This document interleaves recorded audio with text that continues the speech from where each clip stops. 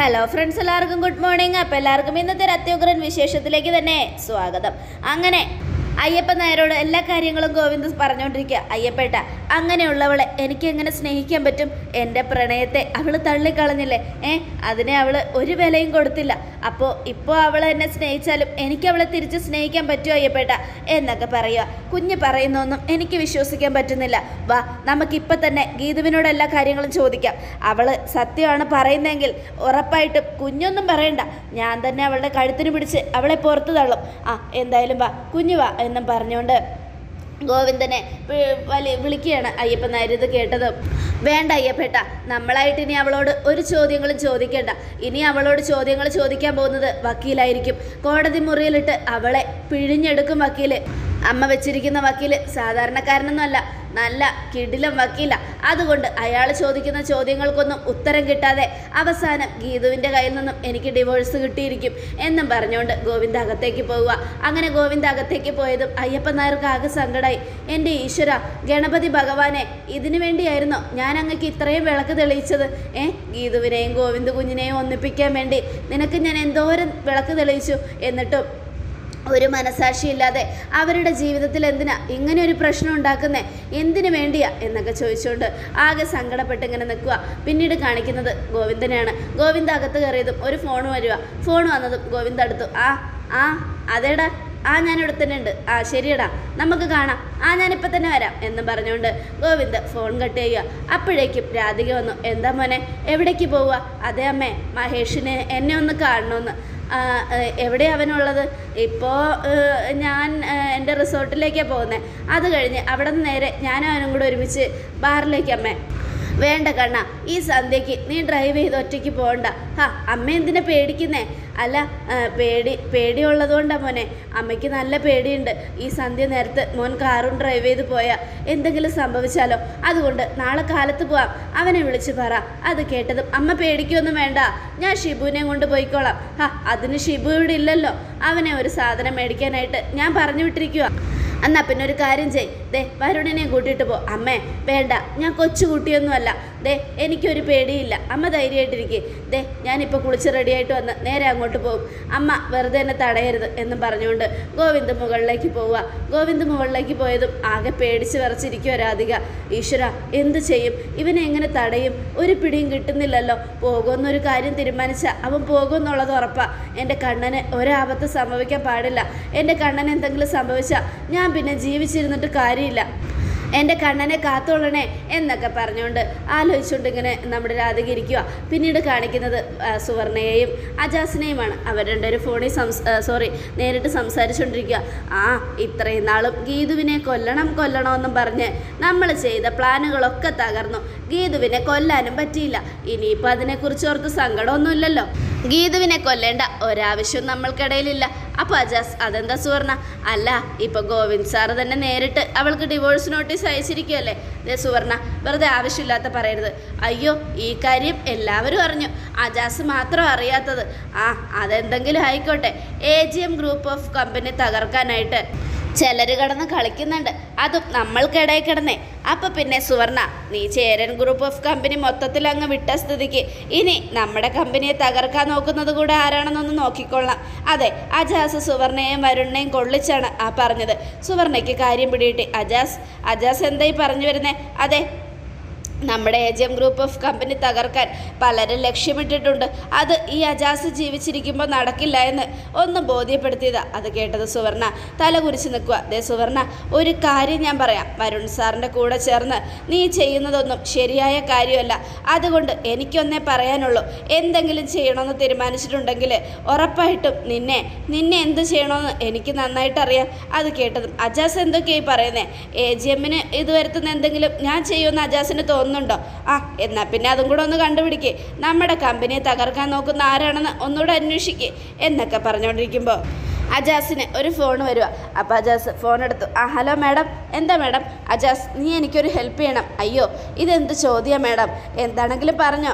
അജാസ്, ഇവിടെ നിന്ന് കണ്ണൻ ഒറ്റയ്ക്ക് ഡ്രൈവ് ചെയ്ത് മഹേഷിനെ കാണാൻ പോയിരിക്കുക. അവിടെ വെച്ച് അവൻ മൂക്കറ്റം കുടിച്ചു കഴിഞ്ഞാൽ പിന്നെ അവന് ലക്കമൊന്നും ഉണ്ടാവില്ല. അതുകൊണ്ട് നീ ഒന്ന് അവിടെ വരെ ചെല്ലണം എന്നും രാധിക പറയുക. അത് കേട്ടതും അജാസ്, അതിനെന്താ മാഡം, ഞാൻ പോകാമല്ലോ എന്നും അജാസ് ഇവിടെ നിന്നും. ഇത് കേട്ടതും അജാസ്, ദേ വേറെ ആരെയും ഏൽപ്പിക്കാൻ പറ്റാത്തതുകൊണ്ടാണ് ഞാനിത് നിന്നെ തന്നെ ഏൽപ്പിക്കുന്നത്. ഗോവിന്ദനെ ഇവിടെ സുരക്ഷിതമായിട്ട് എത്തിക്കണം. അത് കേട്ടതും അജാസ്, ശരി മാഡം. ആദ്യം സാറ് എങ്ങോട്ടാണ് പോയത്? അത് ആദ്യം കണ്ണൻ അവൻ്റെ റിസോർട്ടിലേക്കാണ് പോയത്. അത് കേട്ടതും ഗീതു പുറകിൽ വന്ന് നിൽക്കുക. ഗീതു ഞെട്ടിപ്പോയി. ഈശ്വര, ഗോവിന്ദ് സാറിനെ കൊല്ലാനുള്ള കൊട്ടേഷൻ കൊടുക്കുകയാണെന്ന് തോന്നുന്നല്ലോ ഇവർ. അപ്പോൾ അജാസ് ചോദിക്കുക, ശരി മാഡം, ഞാൻ കാർ എടുത്തോണ്ട് പോവാം. അപ്പോൾ കണ്ണൻ മഹേഷിൻ്റെ അടുത്ത് തിരിച്ചു വരുമ്പോൾ ഒറ്റയ്ക്കായിരിക്കും ഡ്രൈവ് ചെയ്ത് വരുന്നത്. അതുകൊണ്ടാണ് ഞാൻ പറഞ്ഞത്. ഇത് നല്ലൊരു സമയമാണ് എന്നൊക്കെ പറഞ്ഞുകൊണ്ട് രാധിക പറയുകയാണ്. അപ്പോൾ ഗീതു ഞെട്ടി. ഈശ്വര, ഗോവിന്ദേട്ടനെ കൊല്ലാൻ ഇവർ കച്ച കെട്ടി ഇറങ്ങിയിരിക്കുക. ഇല്ല, അനുവദിച്ചു കൊടുത്തുകൂടാ എന്നൊക്കെ പറഞ്ഞുകൊണ്ട് ഗീതു ആലോചിച്ചുകൊണ്ട് നിൽക്കുക. ഞാൻ പറഞ്ഞല്ലോ, ആദ്യ റിസോർട്ട്, അവിടെ നിന്ന് മഹേഷിൻ്റെ അടുത്തേക്ക് പോവും.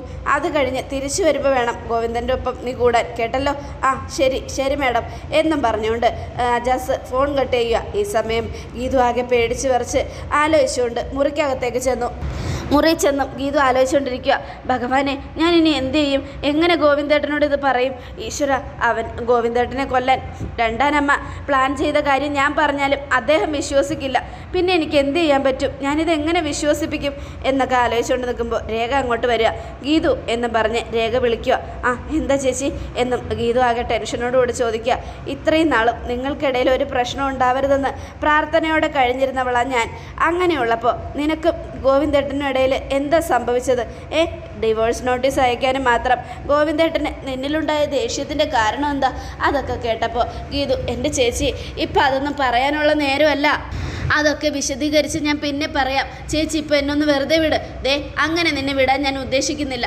എനിക്കറിയണം കാര്യത്തിൻ്റെ സത്യാവസ്ഥ എന്താണെന്ന്. ഗോവിന്ദേട്ടൻ നിന്നെ വെറുക്കാനും മാത്രം എന്താ ഉണ്ടായതെന്ന് പറ, എന്നോട് പറ, എല്ലാം പറ. അതൊക്കെ പിന്നെ പറയാം. ഇപ്പോൾ ഗോവിന്ദേട്ടൻ്റെ ജീവൻ അപകടത്തിലാണ്. ഗോവിന്ദേട്ടനെ എങ്ങനെയെങ്കിലും രക്ഷിച്ചേ പറ്റൂ. ഗോവിന്ദേട്ടൻ ഇവിടെ നിന്ന് എപ്പോഴാണ് പോയത്? കുറച്ച് നേരമായി എന്നും ഗീതു പറയുക. അത് കേട്ടത് രേഖ പറയുന്നിട്ട് ഗീതുവിനാകെ പേടിയായി. ഈശ്വര, ഇനിയിപ്പോൾ എന്താ ചെയ്യുക എന്ന് പറഞ്ഞുകൊണ്ട് ഗീതു ഫോൺ എടുക്കുക. ഗീതു, നിനക്ക് എന്താ പറ്റിയേ? ഗോവിന്ദേട്ടന് എന്ത് പറ്റുമെന്നാ? ഗോവിന്ദേട്ടന് അപകടം സംഭവിക്കും ചേച്ചി, എനിക്ക് നല്ല പേടിയുണ്ട്. ഷെടാ, എന്നാൽ പിന്നെ ഗോവിന്ദേട്ടനെ വിളിക്കേ. അപ്പോൾ ഗീതു പെട്ടെന്ന് തന്നെ ഫോൺ എടുത്ത് ഗോവിന്ദനെ വിളിക്കുക. ഈ സമയം ഗോവിന്ദ് ബാറിൻ്റെ ഉള്ളിലേക്ക് കയറി. അപ്പോൾ ഗോവിന്ദ് ഗീതുവിൻ്റെ കോള് കണ്ടതും ഫോൺ കട്ട് ചെയ്തു. പറയടാ എന്നും പറഞ്ഞുകൊണ്ട് അവിടെ പോയി ഇരിക്കുക. വാ ഇരിക്കു ഗോവിന്ദേ എന്നും പറഞ്ഞുകൊണ്ട് മഹേഷും അപ്പോഴേക്കും വീണ്ടും ഫോൺ അടിക്കുക. പക്ഷേ ഗോവിന്ദ് കട്ട് ചെയ്ത് വിടുക. എന്തിനാടാ നീ ഫോൺ കട്ട് ചെയ്ത് വിടുന്നേ? കോൾ എടുക്ക്. അത് കേട്ടത് ഗോവിന്ദ്, വേണ്ട, ഇനി അവളുടെ കോൾ എടുക്കേണ്ട കാര്യമൊന്നും എനിക്കില്ല. അപ്പോൾ ഗീതു മഹേഷിനെ വിളിക്കുക. മഹേഷ് ഫോൺ എടുത്തിട്ട്, ഗീതു എന്നെ വിളിക്കുക, നീ എടുക്കാത്തതുകൊണ്ടായിരിക്കും. എടുക്കണ്ടെന്ന് പറഞ്ഞില്ലേ, നീ ആ കോൾ അവിടെ മാറ്റി വയ്ക്ക് എന്നും പറയുക. അത് കേട്ടതും മഹേഷ് ഫോൺ എടുത്തില്ല. വീണ്ടും ഗീതു വിളിക്കുക. അപ്പോൾ വിളിച്ചോണ്ടേ ഇരിക്കുക. എന്താണെന്നൊന്നും അറിയാമല്ലോ, ഞാൻ ഫോണൊന്നും എടുക്കട്ടെ. നിന്നോടല്ലേ പറഞ്ഞത് ഫോൺ എടുക്കണ്ടെന്ന്, ഇവിടെത്താ എന്നും പറഞ്ഞുകൊണ്ട് ഗോവിന്ദ ഫോൺ തട്ടിപ്പറിച്ച് മേടിച്ച് വയ്ക്കുകയാണ്. ഈ സമയം ഗീതുവിനാകെ പേടിയായി. ഈശ്വര, ഫോൺ എടുക്കുന്നില്ലല്ലോ. അല്ലെങ്കിലും ഞാൻ എന്തെങ്കിലും പറയാൻ വിളിച്ചാലും ഗോവിന്ദ് സാറിന് ഫോൺ എടുക്കാൻ കഴിയില്ല. അതാണ് എനിക്ക് ഏറ്റവും വലിയ സങ്കടം. എന്താ ഗീതു, നിനക്ക് എന്താ പറ്റിയേ? ഗോവിന്ദേട്ടന് എന്താ അപകടം സംഭവിക്കുമെന്നാ? അതെ ചേച്ചി, ഗോവിന്ദേട്ടനെതിരെ ഈ വീട്ടിൽ വലിയൊരു പ്ലാൻ നടക്കുന്നുണ്ട്. എൻ്റെ ഗോവിന്ദേട്ടന് എന്തെങ്കിലും സംഭവിച്ചാൽ ഒരെണ്ണത്തിനെ ഞാൻ വെറുതെ വിടില്ല. എൻ്റെ കഴുത്തിൽ ഈ താലി കിടക്കുന്നിടത്തോളം കാലം എൻ്റെ ഗോവിന്ദേട്ടൻ്റെ ജീവൻ രക്ഷിക്കേണ്ടത് എൻ്റെ ഉത്തരവാദിത്വമാണ് എന്നും ഗീതു പറയുക. ഷെടാ, ഗീതുവിന് ഇതെന്താ പറ്റിയേ? ഞാൻ ചോദിച്ചതിനുള്ള മറുപടി ഒന്നും അല്ലല്ലോ ഗീതു തരുന്നത്. ഗീതു, സത്യം പറ, നിനക്ക് എന്താ പറ്റിയേ? എനിക്കൊന്നും പറ്റിയിട്ടില്ല. ചേച്ചി ഒന്ന് മാറി നിൽക്ക് എന്നും പറഞ്ഞുകൊണ്ട് രേഖയെ പിടിച്ചു മാറ്റി ഗീതു അങ്ങോട്ട് പോകാൻ നോക്കുക. ഈ സമയം ആകെ ടെൻഷൻ അടിച്ച് രേഖ പിന്നാലെ പോവുക. ഗീതു നീ ഇത് എങ്ങോട്ടാ? എനിക്ക് പോകണം. എനിക്കിപ്പം തന്നെ എൻ്റെ ഗോവിന്ദേട്ടൻ്റെ അടുത്തെത്തണം. എൻ്റെ ഗോവിന്ദേട്ടൻ്റെ ജീവൻ അപകടത്തിലാണ്. ഗോവിന്ദേട്ടനെ രക്ഷിക്കണം. ഗോവിന്ദേട്ടനെ രക്ഷിച്ചേ പറ്റൂ എന്നും പറഞ്ഞുകൊണ്ട് ആകെ ടെൻഷൻ അടിച്ച് ഗീതു ഓടി വരും. ഗീതു, ഈ പാതിരാത്രി നീ എങ്ങോട്ടും പോകണ്ട. ഗോവിന്ദേട്ടന് ഒരാപത്തും സംഭവിക്കില്ല, ഗോവിന്ദേട്ടനെ രക്ഷിക്കാൻ ഗോവിന്ദേട്ടൻ അറിയാം എന്നൊക്കെ പറഞ്ഞുകൊണ്ട് രേഖ തടയാണ്. ഇല്ല ചേച്ചി, ഞാൻ പോകാതെ അറിയില്ല. ഈ സമയം ഞാൻ അവിടെ ചെന്നില്ലെങ്കിൽ കൊലയാളി ഗോവിന്ദേട്ടൻ്റെ അടുത്ത് എത്തിയിട്ടുണ്ടാവും, ഗോവിന്ദേട്ടനെ ഫോളോ ചെയ്യുന്നുണ്ടാവും, അതുകൊണ്ട് എനിക്ക് പോകണം എന്ന് പറഞ്ഞുകൊണ്ട് ഗീതു പുറത്തെത്തിയതും അയ്യപ്പൻ നായരും ഷിബുവും കൂടെ വരിക. ആ രാധിക മേഡം എന്നോട് ഇത് മേടിച്ചുകൊണ്ട് വരാൻ പറഞ്ഞുകൊണ്ട് ഞാൻ അങ്ങോട്ട് പോയിരിക്കുമായിരുന്നു അയ്യപ്പേട്ട എന്നൊക്കെ പറഞ്ഞുകൊണ്ട് ഷിബുവിൻ്റെ വരവ്. അപ്പോഴേക്കും ഗീതുവും രേഖയും കൂടെ ഓടി വരുന്നത് കണ്ട് അയ്യപ്പൻ നായർ ഇങ്ങനെ നോക്കി നിൽക്കുക. ഇതെന്താ, ഇവർക്കിതെന്ത് പറ്റി? അപ്പോഴേക്കും ഗീതു അയ്യപ്പനെ കണ്ടു. അയ്യപ്പേട്ടനൊന്ന് എൻ്റെ കൂടെ വരണം. എങ്ങോട്ടാ മോളെ? അയ്യപ്പേട്ട അതൊക്കെ പിന്നെ പറയാം, ഇപ്പം ഞാൻ അതൊക്കെ പറഞ്ഞുകൊണ്ട് നിന്ന സമയം വൈകും, വാ നമുക്ക് പെട്ടെന്ന് തന്നെ പോകാം. എങ്ങോട്ടാണെന്ന് പറ എൻ്റെ അയ്യപ്പേട്ട, കുറേ നേരമായി ഇവള് പിച്ചും പേയും പറയുന്നു, ഗോവിന്ദേട്ടൻ്റെ ജീവൻ അപകടത്തിലാണ്, ഗോവിന്ദേട്ടനെ രക്ഷിക്കണം എന്നൊക്കെ പറഞ്ഞുകൊണ്ട് എന്താണെന്നൊരു പിടിയും കിട്ടുന്നില്ല. എന്താ മോളെ, എന്ത് പറ്റി? വല്ല സ്വപ്നം കണ്ടോ? സ്വപ്നമൊന്നും അല്ല അയ്യപ്പേട്ട, യാഥാർത്ഥ്യം, സത്യമാണ് ഞാൻ പറയുന്നത്. നമ്മളിവിടെ സംസാരിച്ചുകൊണ്ട് നിന്ന ഉറപ്പായിട്ടും ഗോവിന്ദേട്ടൻ്റെ ജീവൻ അപകടം സംഭവിക്കും. അതുകൊണ്ട് വാ അയ്യപ്പേട്ട, പെട്ടെന്ന് പോകാം. എന്നാൽ പിന്നെ മേഡം വരേണ്ട ആവശ്യമൊന്നുമില്ല, ഞാനും അയ്യപ്പേട്ടനും കൂടെ പോയി നോക്കിക്കോളാം എന്നും ഷിബു ഇത് കേട്ടതും. ഇല്ല, ആ കൊലയാളിയെ എനിക്ക് കൈയോടെ പിടിക്കണം, അവൻ ആരാണെന്ന് എനിക്ക് നന്നായിട്ട് അറിയാം, എന്നിട്ട് അവനെ ഗോവിന്ദേട്ടൻ്റെ മുൻപിൽ ഇട്ട് കൊടുക്കണം. അയ്യപ്പേട്ടൻ വാ എന്നും പറഞ്ഞുകൊണ്ട് ഗീതു പോവുക. ഈ സമയം കാറിൽ കയറാൻ പോകുന്നേരം രേഖയോട് ഗീതു, രേഖേച്ചി ഈ കൃത്യം നടത്തുന്നത് ആരാണെന്ന് എനിക്ക് നന്നായിട്ടറിയാം, അങ്ങനെയുള്ളപ്പോൾ എൻ്റെ ഗോവിന്ദേട്ടന് എന്തെങ്കിലും സംഭവിച്ചാൽ ഉറപ്പായിട്ടും ഞാൻ തിരിച്ചു വരുമ്പോൾ ഈ വീട്ടിൽ ഇവിടെയുള്ള പലരും കാണില്ല, മനസ്സിലായല്ലോ എന്നും പറഞ്ഞുകൊണ്ട് ഗീതു അങ്ങോട്ട് കാറിൽ കയറിപ്പോയി. ഗീതു പോയി കഴിഞ്ഞതും രേഖ ആലോചിക്കുക, ഇവൾ ആരെക്കുറിച്ചാണ് ഈ പറയുന്നത്? ഒരു പിടിയും കിട്ടുന്നില്ലല്ലോ. ഗീതുവിന് ഇതെന്താ പറ്റിയത്? ഈശ്വര, ഗോവിന്ദേട്ടന് ഒരാപത്ത് സംഭവിക്കരുതേ എന്നൊക്കെ പ്രാർത്ഥിച്ചുകൊണ്ട് രേഖ അകത്തേക്ക് പോവുകയാണ്. ഈ സമയം പിന്നീട് കാണിക്കുന്നത് മഹേഷും ഗോവിന്ദും കൂടെ സംസാരിച്ചുകൊണ്ടിരിക്കുക. എന്നാലും ഞാൻ അറിയാൻ വൈകിപ്പോയല്ലോടാ, അവർണികയുടെ ഹസ്ബൻഡ് കിഷോറാണെന്ന് ഞാൻ അറിഞ്ഞത് അവൻ നീ പറഞ്ഞപ്പോഴാണ്. സത്യം പറഞ്ഞാൽ ഇങ്ങനെ ഒരു കാര്യം ഞാൻ അറിഞ്ഞിരുന്നെങ്കിൽ ഒരിക്കലും ഞാൻ അവരെ സഹായിക്കില്ലായിരുന്നു. എടാ, അതിന് നീ സങ്കടപ്പെടേണ്ട ആവശ്യമൊന്നുമില്ല. രഘുറാമംഗൾ നിൻ്റെ അച്ഛൻ്റെ ഒരു സുഹൃത്തായിരുന്നു, ആ ബന്ധത്തിൽ ഈ ഡീൽ നീ അങ്ങ് നടത്തി കൊടുത്തു, അത്രയും കരുതിയാൽ മതി. എനിക്ക് നിന്നെക്കുറിച്ച് ഓർത്ത് ഒരു സങ്കടവും ഇല്ലടാ, മറിച്ച് ഞാൻ ഒരുപാട് വിശ്വസിച്ച ഒരാളെക്കുറിച്ചാണ് എനിക്ക് സങ്കടം. അത് കേട്ടതും. ആരെക്കുറിച്ച്? ഗീതു. അല്ലാതാരാ? ഈ ടേക്ക് ഓവർ നടത്താൻ മുന്നിൽ നിന്ന് കളിച്ച വേറെ ഒരാൾ കൂടെ ഉണ്ട് മഹേഷ്.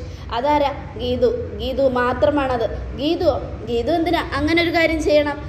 ഞാനല്ലേ ഇങ്ങനെ ഒരു ടേക്ക് ഓവർ നടത്തുന്ന ഡീലും കൊണ്ടുവന്നത്. ആയിക്കോട്ടെ, നീ അങ്ങനെ കൊണ്ടുവന്നത് അവളിലൂടെയാണ് ഇവർ നിന്നിലേക്ക് എത്തിയതെന്ന് എനിക്ക് നല്ല ഉറപ്പുണ്ട്. എന്തൊക്കെയാടാ നീ പറയുന്നേ?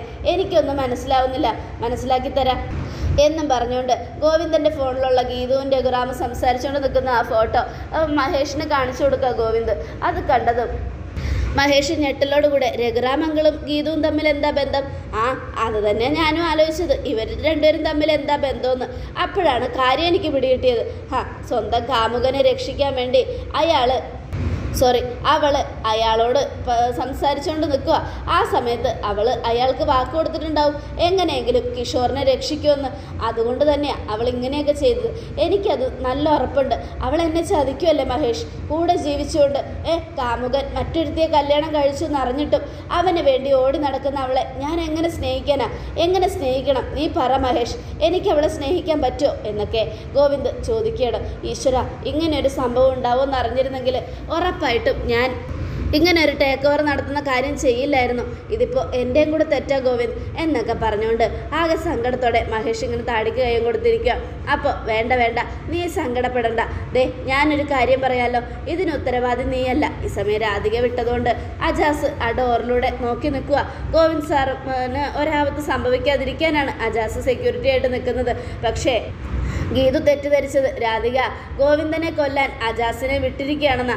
ഈ സമയം ഗോവിന്ദും മഹേഷും സംസാരിച്ചുകൊണ്ടിരിക്കുകയാണല്ലോ. അപ്പോൾ മഹേഷ്, എടാ എന്നാൽ പിന്നെ ഒരു കാര്യം ചെയ്യാം, അവനെ വീണ്ടും ജയിലിലേക്ക് അയക്കാനുള്ള വഴികളൊക്കെ ഞാൻ ചെയ്യാം, നീ പേടിക്കൊന്നും വേണ്ട ഗോവിന്ദ്. നിൻ്റെ ജീവിതത്തിലേക്ക് ഇനി ഒരിക്കലും കിഷോർ ഒരു ശല്യം ഉണ്ടാക്കാൻ വരില്ല, ധൈര്യമായിട്ടിരിക്കും എന്നൊക്കെ പറഞ്ഞ് ആശ്വസിപ്പിക്കുകയാണ്. വേണ്ടടാ, നീ അങ്ങനെയൊന്നും ചെയ്യണ്ട, എനിക്കൊരു സങ്കടവും ഇല്ല. ഇനിയിപ്പോൾ ഗീതുവിനെ എന്നെ ഒന്നിപ്പിക്കാൻ വേണ്ടിയാണ് നീ അത് ചെയ്യുന്നെങ്കിൽ അത് വേണ്ട, അത് ശരിയാവില്ല എന്നും ഗോവിന്ദ്. അത് കേട്ടതും അതെന്താണ് അത് ശരിയാവാത്തേ? ഇനി അവളുമായിട്ട് എനിക്ക് ഒരുമിച്ച് മുന്നോട്ട് പോകാൻ കഴിയില്ല. എൻ്റെ സ്നേഹത്തെ തള്ളിക്കളഞ്ഞവളെ, എൻ്റെ സ്നേഹത്തിന് ഒരു വിലയും തരാത്തവളെ ഞാൻ എന്തിനു സ്നേഹിക്കണം എന്നും ഗോവിന്ദൻ്റെ ചോദ്യം. അത് കേട്ടതും എടാ നീ അപ്പോൾ ഗീതവുമായിട്ട് അതെ, ഒരിക്കലും ഇനി ഞങ്ങൾ ഒരുമിച്ച് ജീവിക്കില്ല. അതുമാത്രമല്ല, ഇതിൻ്റെ പേരിൽ ഞാൻ അവൾക്ക് വക്കീൽ നോട്ടീസും അയച്ചു കഴിഞ്ഞു.